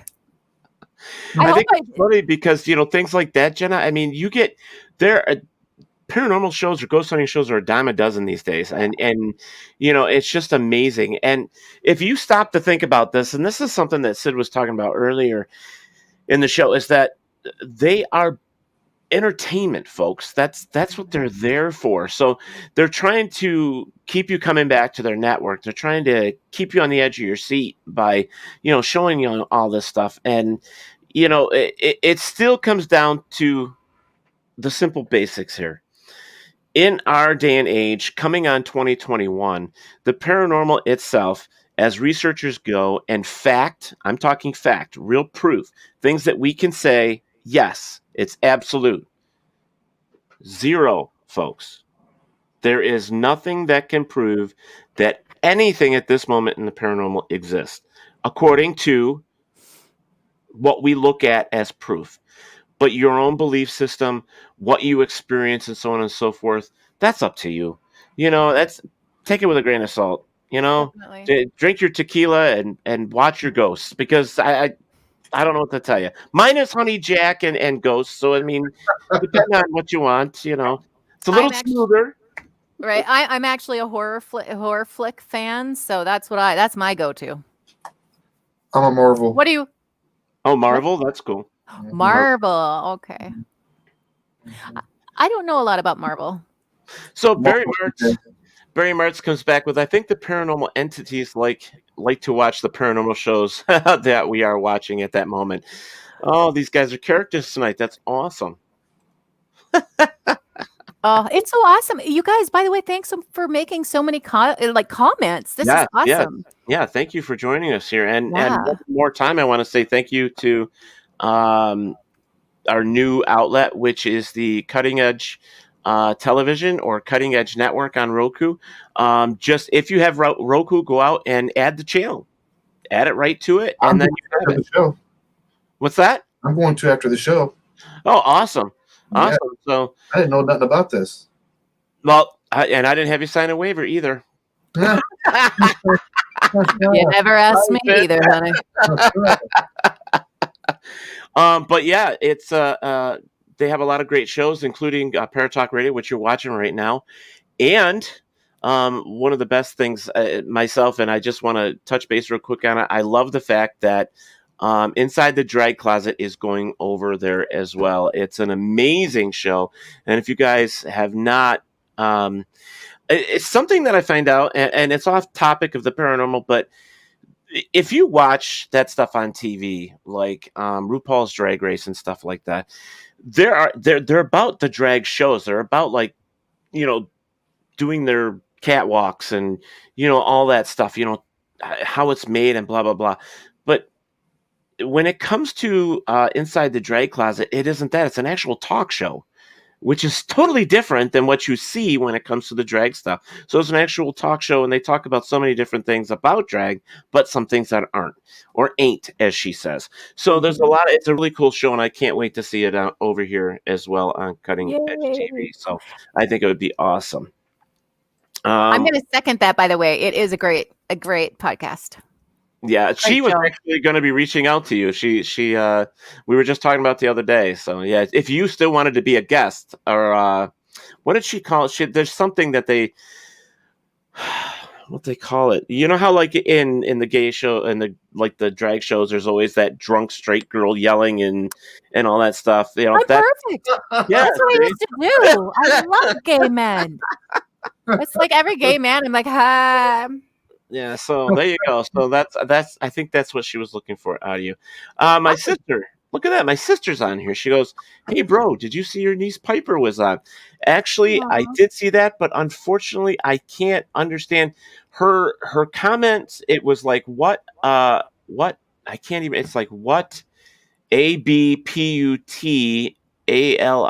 It's almost like a pout lions, and I'm not sure what she's putting. So I can't really read the comment. If she wants to go back and redo the comment so I know what it says, that would be great, because I can't read it. What about aliens? They're the only thing I'm skeptical about. Oh, so I'm that's terrible okay. at spelling, so I think that's Wow. sort of right. God, I should keep you around. So actually, we did start off a little bit about aliens because, like Sid said, is that we're, to believe that there's nothing else out there is pretty ignorant of ourselves, or Very much arrogant, so. or arrogant. Narcissistic. Very arrogant. Well, I hope we're not going to be too long on the air. Were we going over? No, we're good. Oh, okay. No, we're Awesome. good.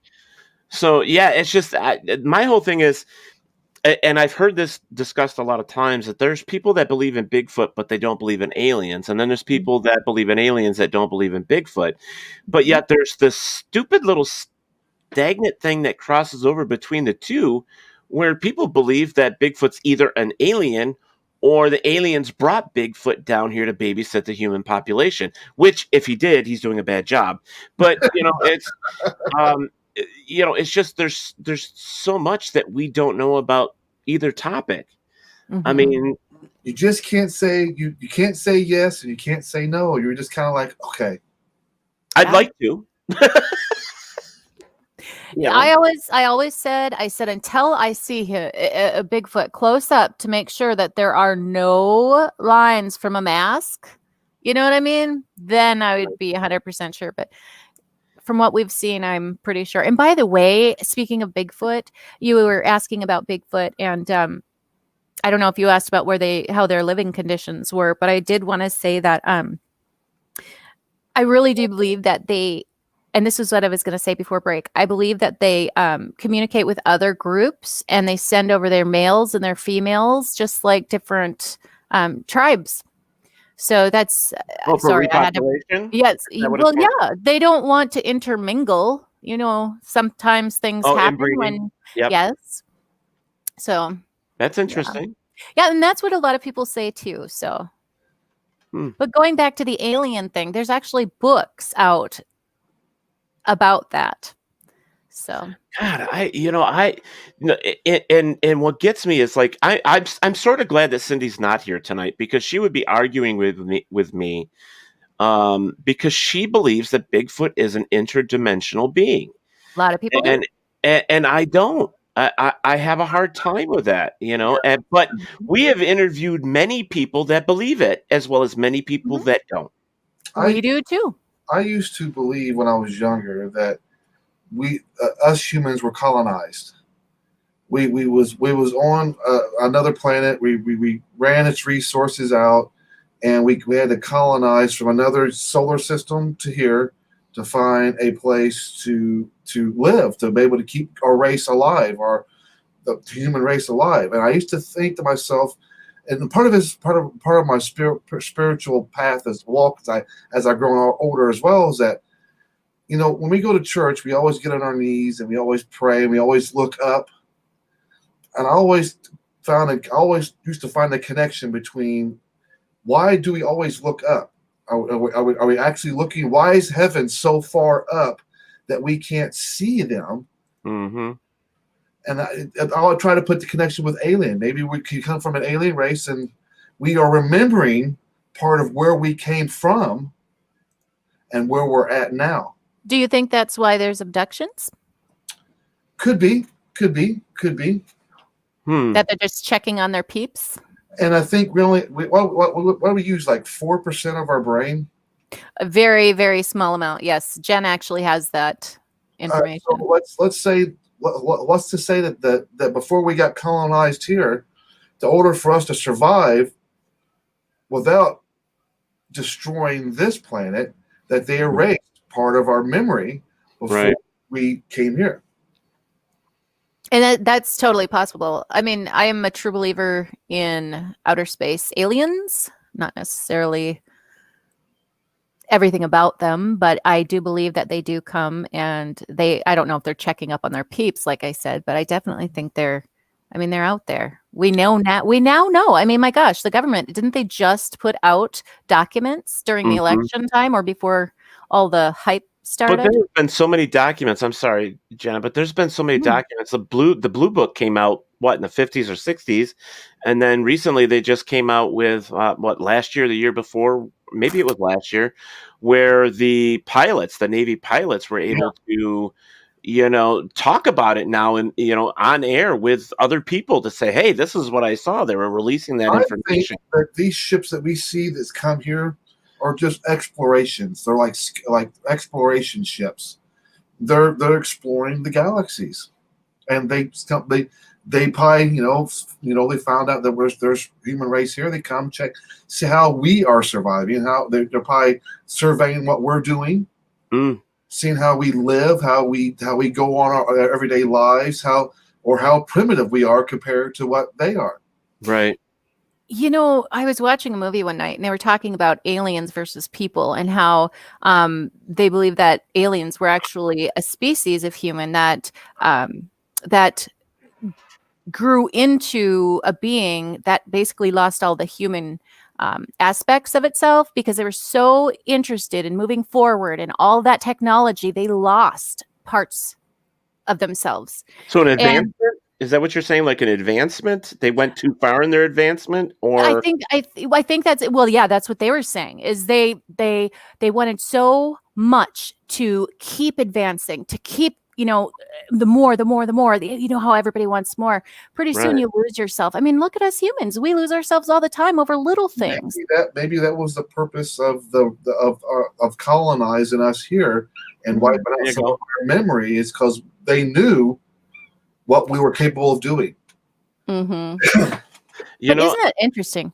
No, but there's so many things out there. It's like, I've heard what Sid was talking about, and it's like thinking there's like I've interviewed people that they say they've been abducted, and they say there's several types of these alien creatures. There's the grays, there's the dark ones, the white ones. There's all these different alien creatures, and I think that if this is really happening to people, if they're really being abducted and they're seeing these different types of life forms, it would make perfect sense that maybe one race brought us here because we either was destroying our own planet or whatever the case may be, to recolonize, over here so that we could, keep the species alive. But yeah, wipe their memory clear, only left like certain amount of people here so that it would take us longer to evolve and then go through everything that we did before, and maybe steer us in the other direction, so that we don't do that. Yeah, and I totally see that happening. I mean, look at us now. We're already advancing into this humongous, I mean, what would you call it? The system, the internet system, the whole big. Well, the internet itself is just amazing. I mean, everything's running through the internet. I mean, look at what did we start off with? Like, we had 3G. What was before? Was there a 2G and a 1G? It was. I don't remember. There was 2G. Well, I think it started off with 1G and has worked itself up all the way to 5. To be honest with you. Yeah, I mean, you have all that. I mean, there's just so much out there as in technology. I mean, those damn hoverboards. I mean, those things that you're seeing now, they're just. I'm still thinking I have a hard time on roller skates, and you want to put me on a hoverboard? No, right? I'm too old. Oh my god, I wouldn't be able to walk. Like I'd be like, and then I'd fall down. I'd be like, never again, never. I gotta say this real quick because my sister made it funny here, and because we were talking about aliens, and my niece really wanted to know more about it. And my sister actually came back and said, if I could teleport your niece to your house, I so would do that right now. Oh, I suppose with it being COVID, is she with her daughter a lot more? But I want to. Oh yeah, that's the other thing. I want to go back because Mr. I think it was Barry was saying that he was watching a paranormal show the other day, and it was talking about the Wendigo. Oh. And the Wendigo really being part of the alien race of some kind and being very nasty. And he's like, I want nothing to do with it. Actually, here it is. He says, I watched a program last night on Wendigos, a cryptid that I personally don't want to encounter. Wendigos could be gray aliens according to this program. Now, the Wendigos have been around since the beginning of time that I know of, because if you look at the Native American culture, the Wendigos were actually something that was imprinted. They drew pictures of them and so on and so forth on cave drawings. It was passed down in stories. Some people just called them shapers. I can't even talk today. I told Sid that earlier. Shape shifters. And so there's a lot of things and a lot of misinformation that we don't know about that. And it's kind of funny that the way people take a cryptid and actually throw it towards, it could be an alien. But you know what? They say that human race has an alien, molecule or whatever you want to call it, DNA in our own, so maybe we're all aliens, just like they say. That actually brings me to the next point. Okay, all this DNA that we're giving, and they're, all these companies that are saying, hey, spit in this and I'll tell you who your family is. And we'll look at your history and your, what are we really doing? Are we giving them our DNA? I mean, like, after I did it, I was like, do I really want to do that? Like, they have everything about me, my blood, my everything. Said you were going to say something. Sorry. I don't think I was. Oh, okay. All right. I'm disagreeing with my looks. There you go. So yeah, I can go with that, Jen. The whole thing. I mean, the government wants so much from us. There is hello, Mr. Eric Harrison. There is between taking your blood for whatever. Like, I'm diabetic, so I have to check on my A1C. There's and get blood work done, and there's that. And then they're talking about chipping us, and then they're talking about now the new COVID shots, and it's not hard for them to keep some of it and pass it on to the government and say, hey, this is the strain of this, family, So who knows? I mean, the government has never lied to us before. Never. So I think for us, it's whatever we believe. I think that's all we do have. It is about belief in ourselves, belief in what we see. Well, for some people, Ted, believe in what we see. Nothing. You're pointing me out. Point. Go ahead. No, I get it. I mean, we all have different beliefs. I mean, I am pagan also. I don't believe in God per se, like a Christian God, but I do believe in deities. They're just not the same. I come from a long line. I mean, I'm third generation. And Sorry, yeah, you said I come from, and it's like, so and it's just we believe what we believe. I think what it comes down to, it doesn't matter what you believe as long as you have a belief. Yes. And the humans have to believe in something. Mm-hmm. That gives them a goal of some sort. That belief helps them through life, no matter what it is. And if you don't like that belief, heck, try to find one you do. Yeah, and just so we know, I don't even know what his title is. One of the guys, but there he is right there, Mr. Rod Scribner. He says, Merry Christmas, TV celebrities. He is the guy that runs the Cutting Edge TV network. He's right there. Look at that. Thank you so much. Hello. Hello. Hope you're enjoying it. Hi. That was a wink. I meant to do that. Yeah. You didn't do this yet. Well, wait, that was it's not like I could flip hair or anything. I mean, I don't have much there.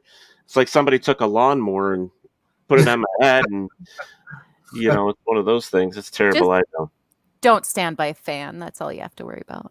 Oh, is that how that works? Yes, my father-in-law is almost completely bald, and one day I was like, he complained about the fan. I said, "Oh yeah, it blew off all your hair." Oh man, did I hear it? That's terrible. I know. I was teasing. So we have about a half hour. So I want to kind of come back now. We've pretty much covered a lot, but there's some things in the paranormal that just doesn't interest me but one that does, and when I get the opportunity, I'll try and grab a hold of this. What do you guys think about the Mothman? Go ahead. He's thinking, he's like, I don't know. Look at it. He's like, same thing as Bigfoot, right? It's like, I think when it comes to all these cryptids, no matter what it is, it's the same thing, same answer. It's like, I'd like to believe there's some reason why people are seeing this stuff, but at what point does it become fantasy, and what point is it reality? Right. You know, we're not the only generation that's ever thought of these creatures. Even our ancestors before then, I almost want to call them mythical creatures of lore. You know what I mean? And they're just, the stories keep passing down from generation to generation to generation. No substantial proof of anything. Nothing that you could really take home. So you want to believe that there are these things out there, and you want to believe it, but being like we are, we always got to think. We're always second guessing. We're always going to be. We have to always be skeptical about what we're doing. Mm-hmm. Man, I don't know. I just don't know. Well, let's kind of go back, because when the human race just started discovering new things, there was hell. I mean, we know how it happened. I mean, we all lived in the dirt, then we moved into a cave, and then you know what I mean? And every time we saw an animal we never saw before, it was a new discovery for us. And until we had proof that it existed, whether we were wearing its horns on its head or our head or whatever. So today, in our day and age, I mean, with new discoveries, let's just chalk it up as, until we actually get it laying here on the table, or, something else. I mean, let's just say I'd like to believe. Until there's more proof, I'd like to believe. Anything's possible. I'll just leave it as anything is possible. Everything is possible. Everything is possible. So, Eric Harrison, hello. That's an experience one doesn't easily forget, because he apparently had an experience, I believe is what he was saying, of the Mothman. So that's something that, that's like telling somebody they had an experience with a grizzly bear just because we've never seen one, or we live in a different area, that it's not possible. Now, I've had experiences with other paranormal, that, people like shadow figures. People want to pass that off as sleep paralysis. Like when a shadow figure jumps up on you and holds you down, they say it's not actually a shadow figure. It's actually you're having sleep paralysis. Well, I can remember getting off my bed and having to go to use the restroom, and I was making like 2 steps up the stairwells from my basement, and something grabbed me and threw me on the bed. I know what I felt. So just like with Jenna, when she experiences the things that she does in her investigations, she's physically there to experience it, so she knows. Agreed. Like us, who are not there, it's natural for us to be skeptical about it. Agreed. That's actually what I was going to say about when you had asked whether we believe in Mothman or not. I've actually been to the town. It's a fabulous little town. If you ever get to go, it is fabulous. But like you guys are saying, I don't research Mothman, but I have heard stories.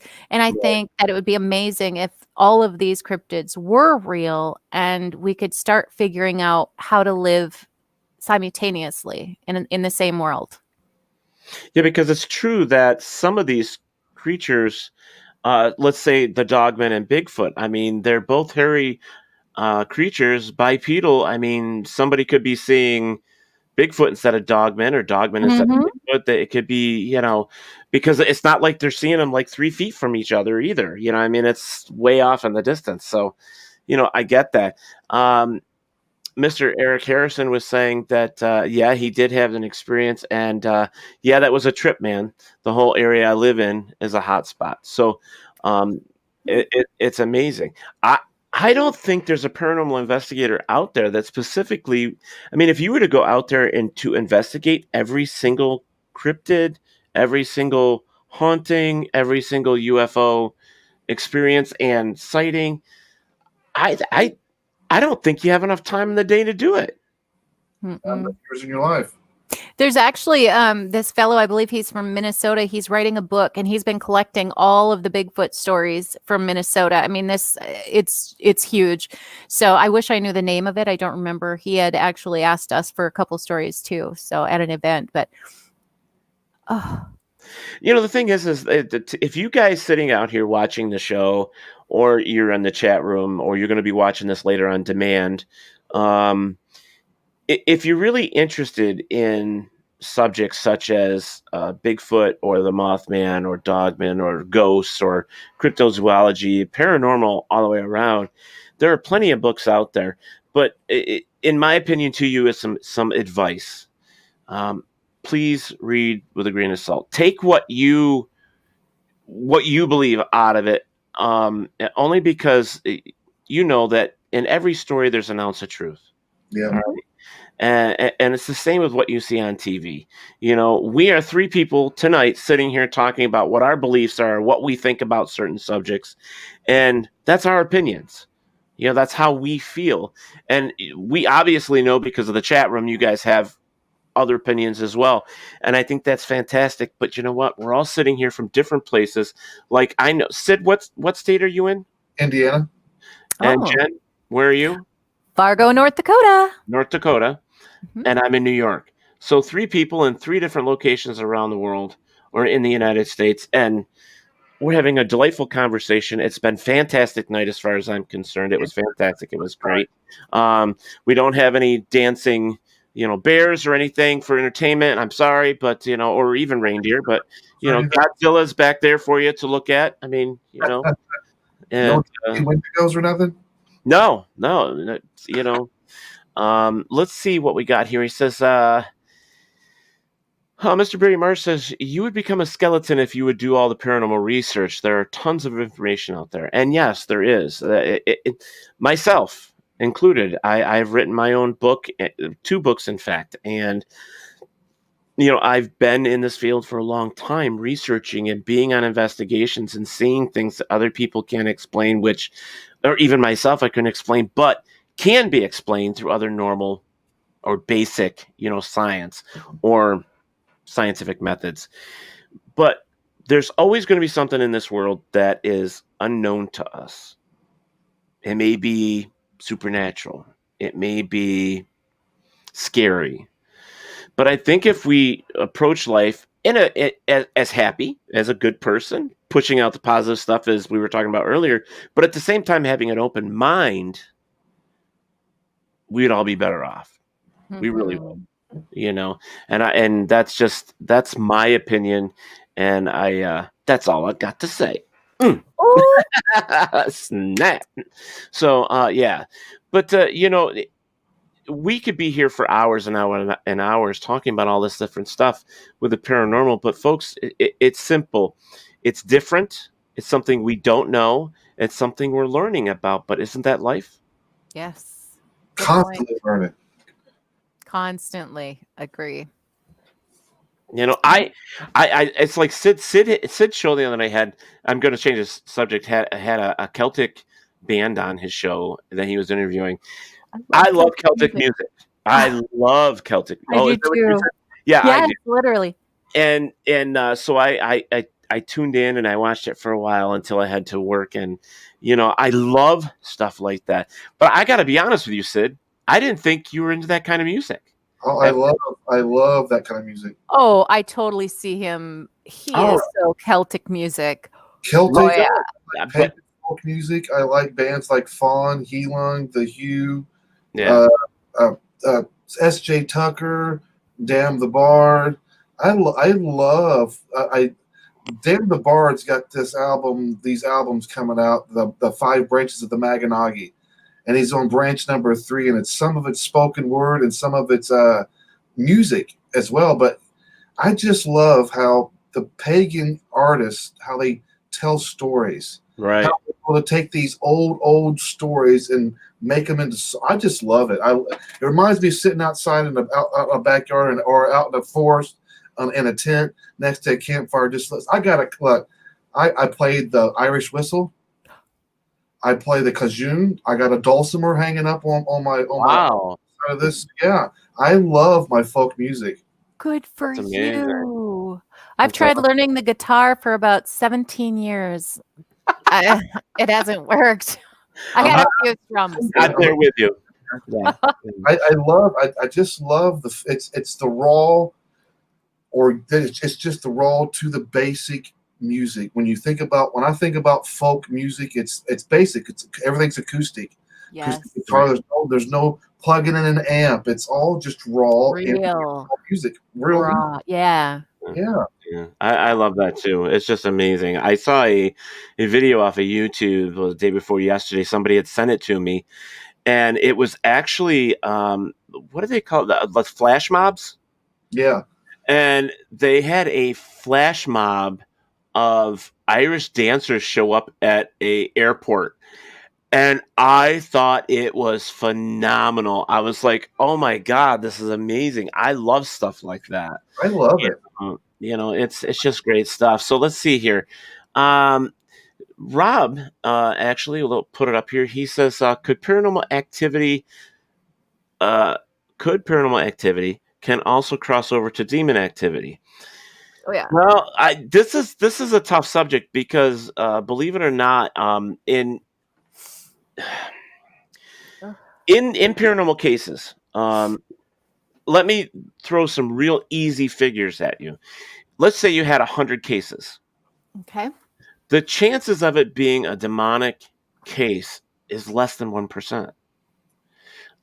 There's just so much out there that, and I'm not saying that's fact because I can't tell you for sure, but this is what we're finding is that demon possession and cases of stuff like that it really doesn't happen that often. And the reason is it makes a lot of sense too, because out of every 100 cases that you get, you might only get 2 or 3 that are actually real of just paranormal activity. The rest of them are put-ons or psychological situations with the people. It could be anything. I mean, schizophrenia was blamed on, what's the answer for a lot of these things that was blamed on demon possession and so on and so forth. So you have to look at it in that avenue, is that having somebody saying, oh, it's a demon. In most cases, it comes from a belief system. It doesn't come from fact. It comes from a belief system. I'm glad you said that. Why? I'm just glad you said that. It's the truth. It's the truth. I struggle with when people say demons and demon possessions. I hate that. I don't like it because it singles it out as saying that it's a Christian demon version of possessions. You know what I mean? Right. No, I get it. All struggle with their own demons, whether it's inner demons. Yes. Alcoholism, drug addictions, depression, physical anxieties, physical abuse. Them are demons. These are things that we carry on with us through our life. Now it's up to us. Do we let these demons possess us to the point that that's all we think about? See, my versions of demons are not the Christian version of demons. My versions of demons is what we struggle with as human beings. The normal, everyday things that human beings struggle with: depression, feeling anxieties, alcoholism, anger issues. Oh yeah, it's all that. It's all that. When you come from a scientific basis, like where I do, when you come to this research as in trying to find real answers and not listen to all these stories that everybody's saying, you have to take your belief and set that aside. You have to look at the facts. You have to see what this really is. And in most cases, when we go to a home or a business, and someone is saying that they're physically being attacked by a demon and so on and so forth, I will say easily 95 to 97% of them have nothing to do with demons, have nothing to do with the paranormal itself. It's very rare to find real cases of paranormal activity. Very, very hard. A lot of it is belief. Yeah. And you nailed it right on the head right there when you said it's all about the person's belief. Speaking of demons, you had mentioned that when you were younger, you went through a lot of Exorcisms. exorcisms. That's Yes, why I questioned. When I got older, I questioned the integrity of these exorcisms. Are we dealing with people who have mental issues that are not medicated properly? You know, these people are coming in already, and this is what I believe. Okay. These people are coming in. Some of them are coming in with already mental issues that they're not dealing with. Yes. They're coming into a church seeking some sort of hope, some sort of refuge from this pain, mental pain that they're going through. So they're throwing their chips all on the table walking into this church, and just like this is just me talking again. It's just no different than somebody going to jail. And when they go to jail, the first thing they do is they pray silently to themselves. God, if you get me out of this situation, I will do better. That happens all the time. You let me out of jail, and I promise you, once I get out here, I'll go the straight and narrow. It's the same mentality in a sense when it comes to people going to. I'm going to sound so bad saying this. Certain people that are not properly medicated going into church, they find false hope and the people. They go to church, they go to a pastor, and they're idolizing this person on stage, and all their hope, all their whole everything is relying on this one guy. Mm-hmm. All their chips, all their eggs are all in one basket. And I struggle with that. But it comes down to belief and faith and what they want and don't want and how they deal with everything. I mean, I've known people that, would stand there and beat the shit out of their wife, and then when he goes to jail, he sits there and he does the same thing. He says, "Please, God, I won't touch her again. Please get me out of this." And the next day he does the same thing. So that's a demon as far as I'm concerned. What's the home life of these people that are coming to church? They're saying that they're possessed. Now, 9 times out of 10 that I've experienced, it's a child that's always the one that's possessed. Very rare that I've experienced it was an adult. Now, I have experienced it, but it's more common with the younger children. Mm-hmm. My philosophy is that these parents are so religious fanatics to the point that everything has to be according to the Bible. One little thing that you do wrong is a sin, and you will not go to heaven type of mentality. You plant these in children's minds, younger minds, it lasts forever. And then they start believing it. And then the next thing you know, their parents are telling me, you got the devil in you. Boom. Yeah. The devil. And it's all about a label. Yeah. I mean, let's just make this as simple as possible for people, just so you understand what we're saying. We're not saying that your belief is wrong. You can believe whatever you want. You can have your own faith. But let's look at how Europeans came over to America, and there was a civilization already here, but because they didn't conform to what they believed, they started killing them. And it was because of belief, because they were different, because they didn't worship the same gods. There was a lot of things that changed, and it happens all the time. And, I myself had a hard time, and this is going to go along with what you were saying, these televangelists and how they heal people. Now, we know some of that stuff is fake. It's no different than watching wrestling on TV, okay? But there are also people that have real issues, medical issues that need medication or therapy, that they're just going on and saying, "Oh, you have a demon in you, and we're going to bring that demon out," and blah, blah, blah. This person may feel like they're good for like the next 24 hours, but guess what? For some reason, that demon comes back and reality sets in, and they end up in the little nut house. So I do believe that. I believe that there's some pastors in the realm of church that are really, really gifted. They are powerful messengers, and they give positive hope. They give hope to people. Not everybody's going to agree with what I'm getting ready to say, which is fine. That's who I am.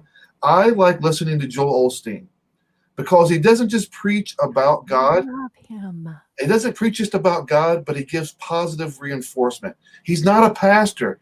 I look at him more like a life coach. Yeah, life coaches are cool. Yeah, he is an amazing man. Have you ever met him in person? Yes, I Oh have. my gosh, I have too. Him and his wife, and their energy was like, I've met oh, I Michael was W. like, Smith. wow. I got I'm goosebumps right now. Michael W. Smith. What was that blonde? Amy Grant. Oh, I love Amy I've met Grant. all those people during my stint of going to church. Yeah.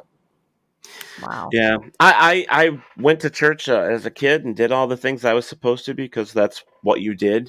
Mhm. Until my mother and my parents had decided, hey, you be who you want to be. You do decide what faith you're going to follow, and I did. I know Christians and Catholics, and my father's Roman Catholic. But there are a lot of different people out there that have different faiths that I think are the coolest people in the world and would never, ever, ever step over on your feet, because of you being different or what you believe. But Amen, then brother. there are people out there that are so strict with what they believe that no matter what you believe, you're wrong. And Mhm. it's time, as far as I'm concerned, it's time for that stuff to go away, because they're the same people that will preach you with proverbs, stuff out of the Bible all the time, but yet they themselves break some of their own. you know why? I mean, don't sit there and preach to me when you yourself break them all the time. Mhm. Do as you're told, not as I do. Do as I say, not as I do. Or you can think like me, and why can't you just be your own God? Why can't you create your own destiny? Well, you kind of do. Blaze your own path. Here's what I actually was thinking about today. I have to share it. So today I was thinking, okay, is it the reason for people having a lot of issues? I wonder if it's because they're not going with they're not floating down that river. It's like I was thinking about all the people who have just just keep coming across all of this struggle and struggle and struggle and struggle. And sometimes I wonder if maybe if they just let go a little bit and lost that control, that if they just started just flowing through life, it might get a little bit better, and then better and better and better. Or maybe, how can you have faith in a God when you don't have faith in yourself? True. It's the same thing with love, in some sense. And that's another thing you can't prove that exists. If you don't believe that you can do something, then what's the point? How can you look at me and say you believe in a God when you don't believe that you can do anything? Yeah, that's true. If you don't believe that you can't break a barrier, if you don't believe that you can blaze your own trail, then how can you sit here and look at me and say you believe in a God? But that's a problem, that a lot of people don't believe they can, trailblaze. They just they accept it, and they don't keep moving forward. They stay stagnant. And that's where I think these problems are starting to begin. When they stop growing and moving forward, they're stuck. This is what I'm hearing. If God can believe in you, how come you can't believe in yourself? Exactly. Mm-hmm. You can be told all day long that God believes in you, and and a lot of people need that reinforcement. A lot of people need to be told that you can do this. Psychologically, they need it. They need it. Yeah. They can't achieve any goals unless they're told that, or if they achieve the goal, they have to be told that, way to go. I'm not the type of person that needs that recognition. I know what I'm capable of doing. I believe in me. Once I believe in me, then I believe in God. I just call him something different. Right. I don't call him God. I call him source. I call him the universe, because he is the maker of all things.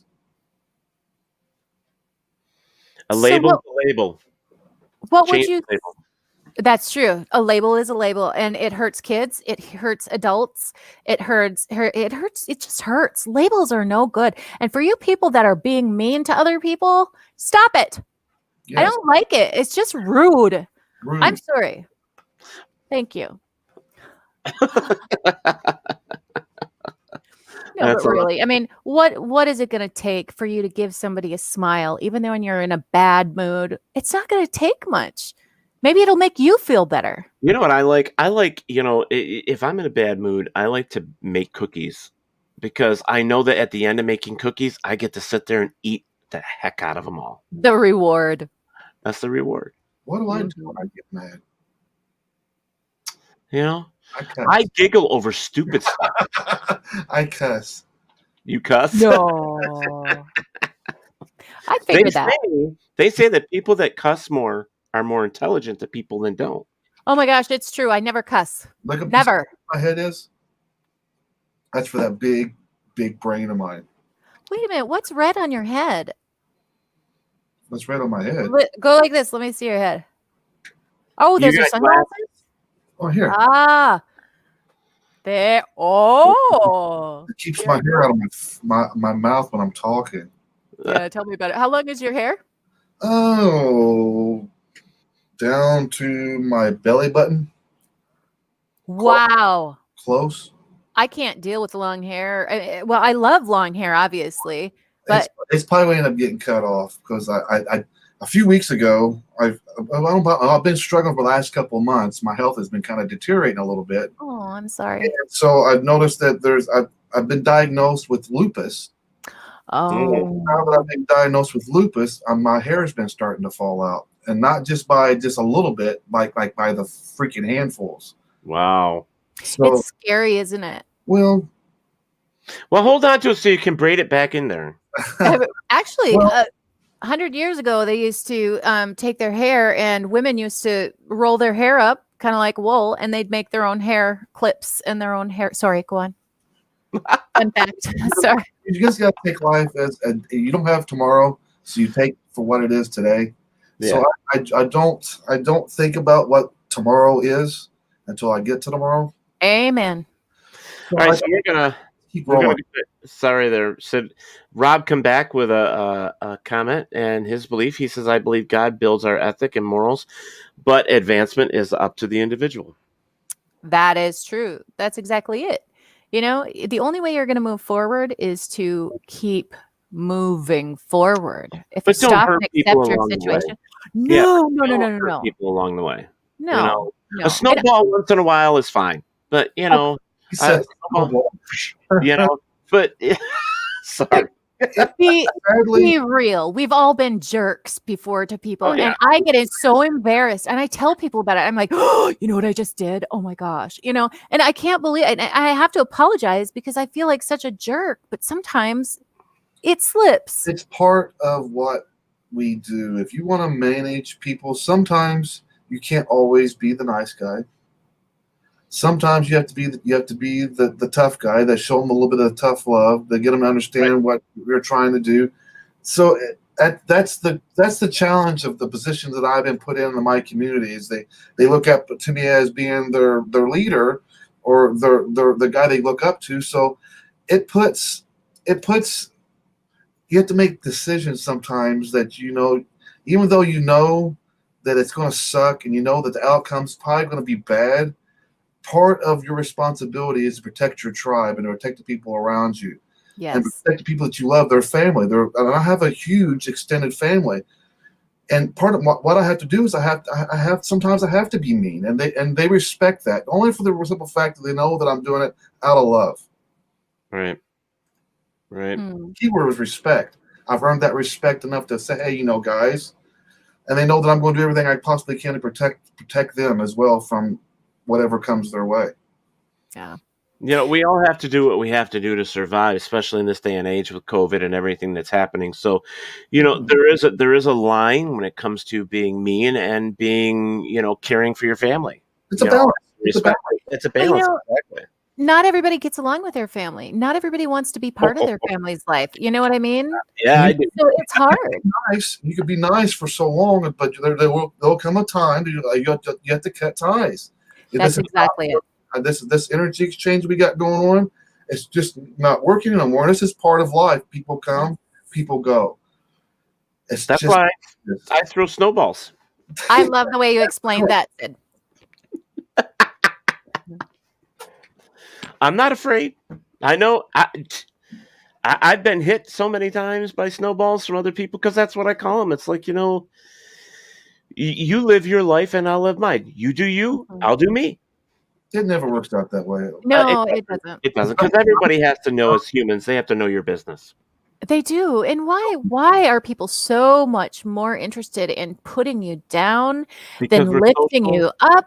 Because we're social animals and we don't like somebody else being better than ourselves. Oh, that is the truth. Oh, is that the truth? My mom gave me the best piece of advice when I was younger. And she said, Jenna, she said, you need to make sure. Oops, sorry.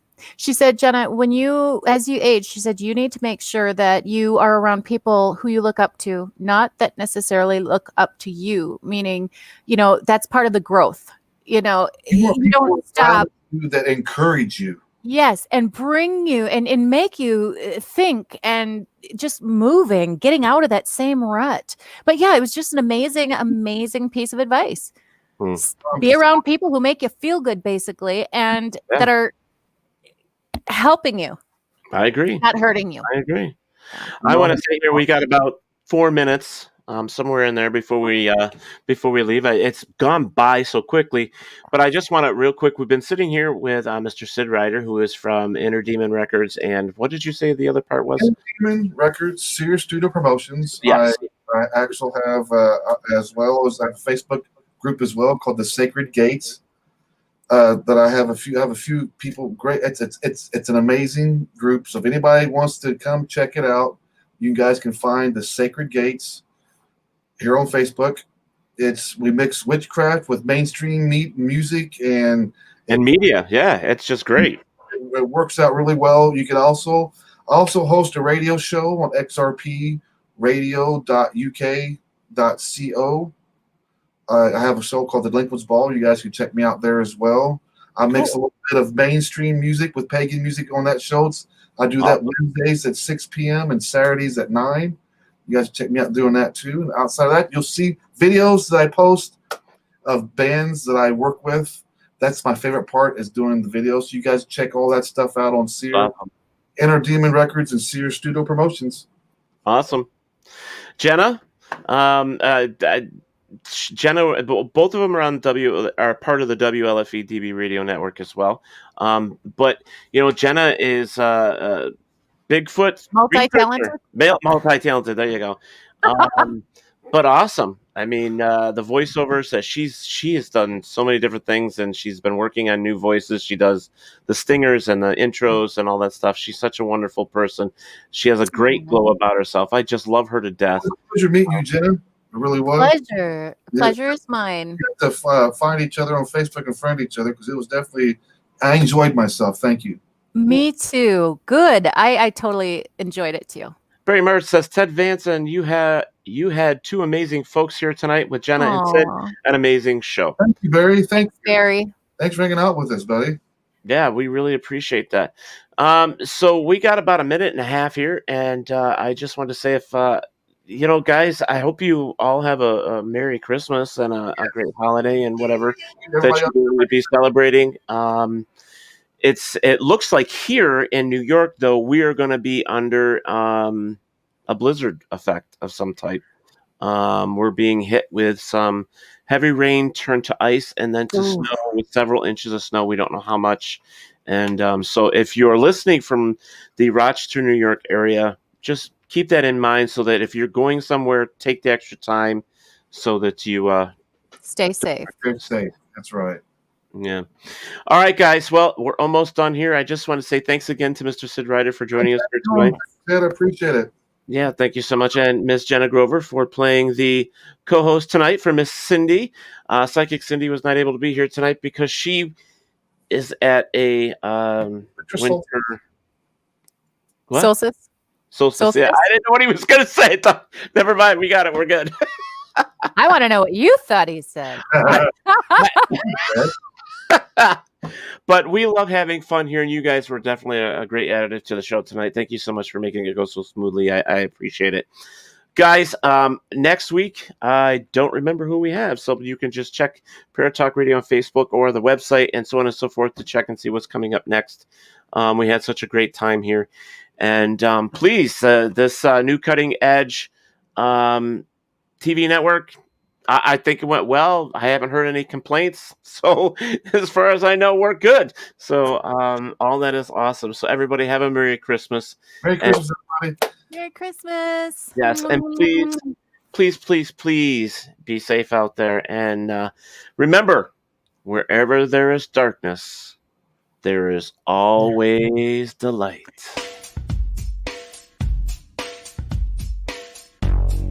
Thank you for listening to Paratalk Radio with Ted Wolf and Psychic Cindy. Catch us next Monday for another fantastic guest. Please check out our show as well as others on the WLFE DB Radio Network. And remember, like, follow, and share with everyone. Join us at WLFE-DB.com for upcoming shows and so much more.